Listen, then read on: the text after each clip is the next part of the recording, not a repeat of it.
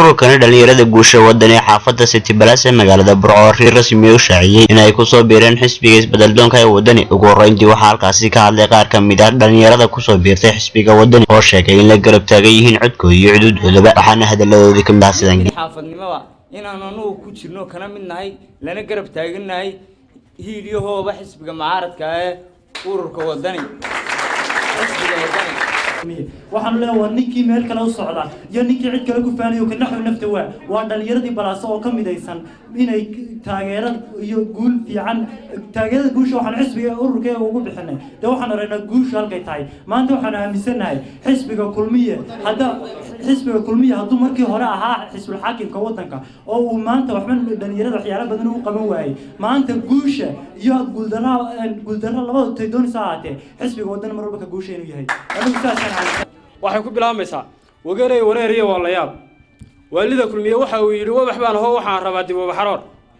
wabaxaade huwal inta badan dadka dhalinyarada ah ma garanayaan laakiin inta waayeelka iyo aqliga leh way garanaysaa waalida kulmiye waxa uu yiri wabax baan hoo waxaan rabaa dib u baxaroor waxaan ku riyo wariyaha kulmiye wax kala qasan horta wariyihii soo wariyay ma xilku waa wareeg soo kiisilaan iyo bariga mucaaradka ay nagu oran jireen ma xilku waa wareeg kulmiye walaal waa timar hore lagu waabay dadku waa haliyay waa wax garad lagu wax qabo in kastoo war sameysilaan iyo waday dadaal waascan waxba loola harin walibana uu yahay waalidkii dalka wuxuu taray cid baan waxba saari karin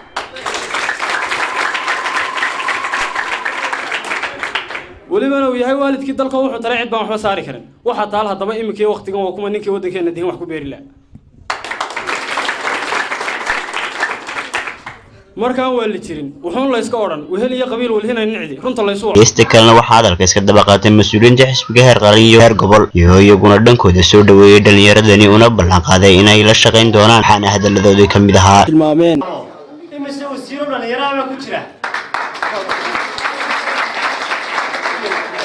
inuu taa halbee ka dhigano oo haddaynu dhalinyarada Soomaaliland inta halkan maanta hor joogta iyo inta gobolada kale joogtaba xukuumadda madaxweyne xisbiga Cabdiraxmaan Maxamed Cabdilaahi Cirro oo soo dhisayo maalinta uu ku dhawaaqo inay dhalinyaradu ka doodaan waa imise wasiir baa laga nugu jira ku soo dhawaada xisbiga wadani ee dhalinyarada la kala lahayn xisbiga wadani waa xisbiga dhalinyarada barnaamijka xisbiga kulmiye ugu weyn waxa weeyaan seelic lagu bedelo ma faa'iido inuu yahay waxaan sugaynaa haddii alla ka dhigo xisbiga wadani nala yeelato maanta horta aniga waxay tahay farxad aad iyo aad aan loo magaranaysan loo qiyaas karin ama loo saadaalan karin dhalinyaradii bariga Burco dhalinyaradii Palace dhalinyaradii sportska dhalinyaradii guusha waxaan ku yiri oo aan xabadi ka maqnayn maanta haddii halka joogaan oo xuduudoodii awoodoodii wadani ku soo biiriyeen waa farxad maanta aanan anigu qiyaas karin taageerada guusha ay la baxdeen waad u eegtihiin sababtoo ah intii aan wada shaqaynaynay dhalinyarada haddii la ka dhigay soo wakiilateen mar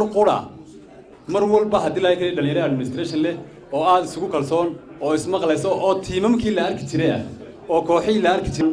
dhalinyarada guusha wadani ee ku soo biiray maanta xaflad xisbiga mucaaradka ee wadani waxaan leeyahay soo dhawaada qalbi furo ku soo dhawaada gamca furo ku soo dhawaada runtii waxaan idin aragnaa dhalinyaradii guusha maanta ay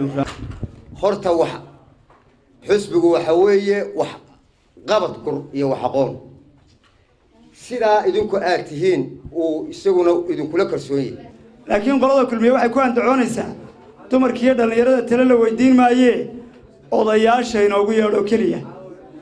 laakiin odayaashana waa loo baahan yahay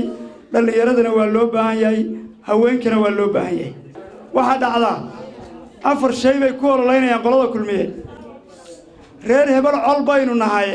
yaynaanu codaynin war ma dadka Burco jooga iskuulada wada dhigta jaamacadaha wada dhigta cola